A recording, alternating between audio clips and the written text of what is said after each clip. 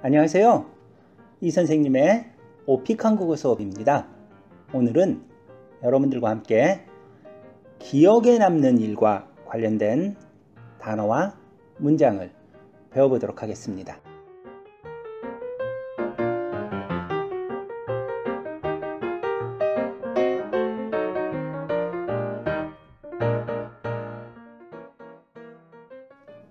오픽은 개인의 경험에 대한 질문이 자주 출제됩니다. 그 중에 하나가 기억에 남는 사건을 묻는 것인데요. 이런 유형은 배경 설문에 거의 모든 항목에 걸쳐 출제되기 때문에 꼭 대비해야 합니다. 특별히 기억에 남는 일이 없을 수 있지만 보통 공통적으로 적용되는 사건이 한두 개 정도 있을 수 있으니까 핵심 상황을 정한 뒤 사건의 시작부터 마무리까지 순서대로 이야기해 주면 됩니다. 특히 사건으로 얻게 된 추억이나 교훈이 있다면 함께 이야기해 주는 것도 좋습니다. 또 과거에 있었던 일이기 때문에 사건이 일어난 상황에 대해서 과거 시제를 정확하게 사용해서 말해야 합니다. 자, 문제를 한번 볼까요? 문제는 당신은 조깅을 한다고 했습니다. 조깅과 관련된 경험에 대해 이야기해 주세요. 재미있거나 예상치 못했던 혹은 놀라웠던 경험에 대해 말해 주세요. 그 사건이 왜 그렇게 기억에 남나요? 자세히 말해 주세요가 질문입니다. 여기서는 조깅과 관련된 경험으로 했는데요. 조깅뿐만이 아니고 여러분들이 좋아하는 공원, 운동 이러한 것들과 관련된 경험 혹은 여행에서 가장 기억에 남는 일 같은 것들이 나올 수도 있어요.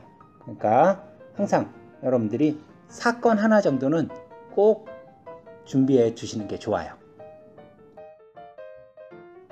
자, 제일 먼저 내용을 구성해야 되겠죠?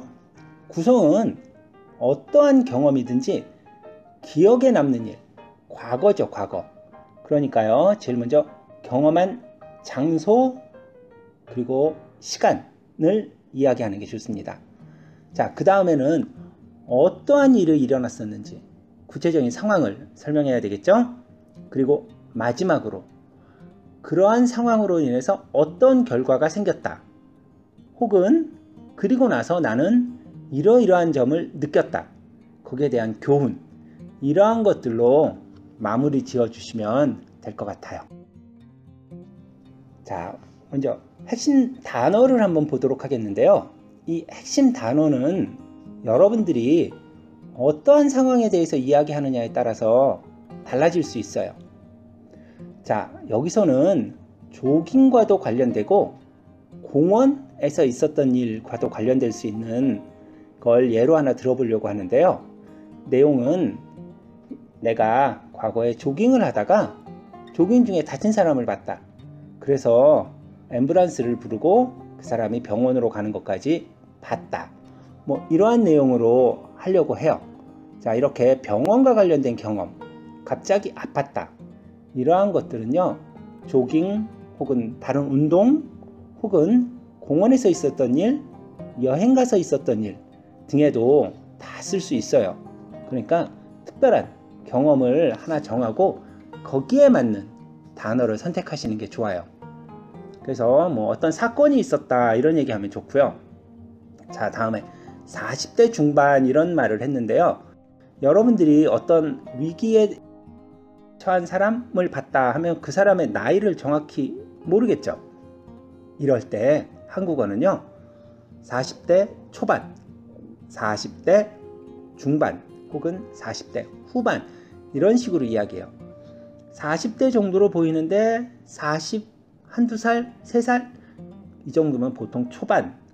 그 다음에 44, 45, 46 이 정도면 보통 중반 혹은 47, 48, 49 정도로 보였다 하면 후반. 정확한 나이를 알 수 없을 때 20대, 30대, 40대, 초반, 중반, 후반 이런 식으로 이야기합니다. 그러니까 이런 것들 하나 알아두시고요. 여러분 몸이 아프거나 갑자기 아주 안 좋은 일이 생겼을 때 앰뷸런스를 부르죠. 구급차라고도 해요. 한국에서 하는데 보통 한국은 그냥 앰뷸런스라는 영어를 많이 사용해요. 그리고 거기에 보면 구급대원, 자 갑자기 아픈 사람을 치료하는 구급대원이 있죠. 그리고 갑자기 아픈 사람이 생기면 응급처치라고 해요. 그러니까 그 사람이 다친 것을 치료해 주는 거예요. 여러분들이 어떤 사건, 어떤 상황을 선택하느냐에 따라 이러한 단어가 필요할 수도 있고 없을 수도 있지만 오늘은 조깅 중에 다친 사람을 봤다를 할 거기 때문에 이러한 단어들 알아두시면 좋고요. 그리고 어떤 상황이든 여러분의 느낌에 대해서 이야기해야 되겠죠. 그러니까 뭐 당황했다, 혹은 정신을 차릴 수가 없었다, 정신을 차리다. 나는 이러한 상황에서도 침착했다, 혹은 너무 놀랐다. 그리고 뭐 좋은 일이 있을 수도 있죠. 기쁜, 혹은 화가 난, 혹은 짜증난, 아니면 우울한, 이러한 식으로 여러분들의 느낌을 표현할 수 있는 단어도 선택해서 알아주시면 좋을 것 같아요. 다음 문장 연습으로 경험한 장소 및 시간을 항상 이야기해야 되겠죠. 그래서 저는 얼마 전에 어디에 가다 라는 문장이 있고, 혹은 조금 문장을 길게 하고 싶으면 얼마 전에 어디에 갔을 때 어떤 일이 일어났다, 혹은 여러분들이 매일 하는 일이라면 평소처럼 무엇하고 있을 때 라는 문장도 쓸 수 있어요. 그래서 문장을 한번 완성해 보면, 저는 얼마 전에 보통 때와 같이 조깅을 하러 집 근처에 있는 공원에 갔습니다. 혹은 몇 달 전에 공원에 조깅을 하러 갔을 때 갑자기 일이 생겼습니다. 이렇게 할 수도 있고요. 평소처럼 저녁에 공원에서 조깅을 하고 있을 때 어떤 일이 생겼습니다. 이렇게 할 수도 있어요. 그래서 그 시간을 정확하게 여러분들이 뭐 한 달 전, 두 달 전, 혹은 작년, 혹은 어제도 낼 수 있겠죠. 그래서 언제 일어났는지, 그 시간, 그리고 어디에서 일어났는지를 설명할 수 있는 그런 문장을 연습하시면 좋을 것 같아요. 다음은 여러분이 겪었던 그 상황에 대한 구체적인 설명이 필요한 건데요. 이건 여러분들이 어떤 사건을 설명하느냐에 따라서 문장이 달라질 수 있는데요. 일단 과거에 일어났기 때문에 무엇 했습니다, 혹은 무엇한 상황을 겪었습니다 라고 이렇게 과거를 하는 게 좋아요.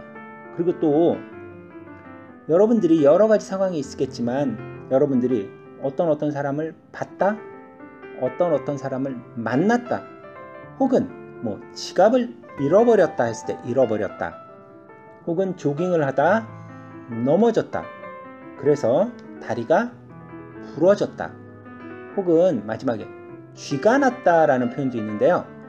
이 쥐가 났다라는 표현은 조금 어렵고 낯선 표현일 수도 있는데요.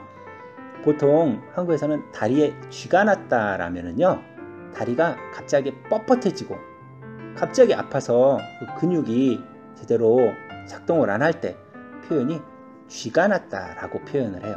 이런 단어 알아주시면 좋겠죠? 구체적으로는 예를 들어 갑자기 조깅 중에 비가 내리기 시작했습니다. 이런 상황이 있을 수 있고요. 갑자기 비가 내리는 상황을 맞이했습니다. 이렇게 할 수도 있고요. 또 여러분들 조깅을 하다 소매치기를 당했습니다. 혹은 조깅을 하다 지갑을, 혹은 조깅을 하다 핸드폰을 잃어버렸습니다. 이런 상황 이야기할 수 있겠죠. 또 조깅을 하는데 넘어져 있는 남자를 봤습니다. 그래서 그 사람에게 가보니까 그 사람 다리가 부러졌습니다. 이렇게 표현할 수도 있고요. 또 저는 조깅을 하던 중에 다리에 쥐가 났습니다. 이렇게 이야기할 수도 있어요. 그래서 상황에 맞는 단어를 선택해서 꼭 과거형으로 하는 것 잊지 마세요. 그래서 한 가지 예를 한번 들어보자면, 저는 조깅하던 중에 40대 중반 정도로 보이는 남자가 길에 누워있는 것을 보았습니다. 그래서 그 사람한테 가까이 가보니까 다리가 부러져서 저는 앰뷸런스를 불렀습니다. 이런 식으로 운동을 할 때 어떤 일이 일어났는지를 설명할 수 있으면 아주 좋을 것 같아요.